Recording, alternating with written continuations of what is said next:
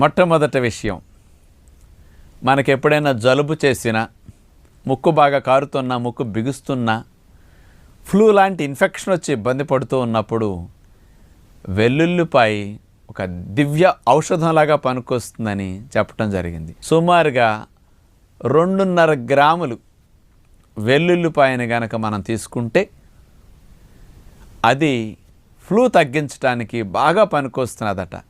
మరి ఈ వెల్లుల్లిపాయలు ఉండే మెడిసినల్ ప్రాపర్టీలు ఏం చేస్తుందో తెలుసండి? మన శరీరంలో రక్షక దళాల్లో టీ కణాలు, లింఫోసైట్స్లో టీ లింఫోసైట్స్ అంటాం కదా, ఈ T helper cells, T killer cells ఇట్లాంటివి ఉంటాయి. ఈ టీ కిల్లర్ సెల్స్ని బాగా ఈ వెల్లుల్లిపాయలో ఉండే మెడిసిన్ వెళ్ళి స్టిమ్యులేట్ చేస్తుందట. అందుకని ఈ టీ కిల్లర్ సెల్స్ వెళ్ళి ముఖ్యంగా ఈ ఫ్లూ సంబంధించిన కారకమైన క్రిముల మీద దాడి చేసేసి అసలు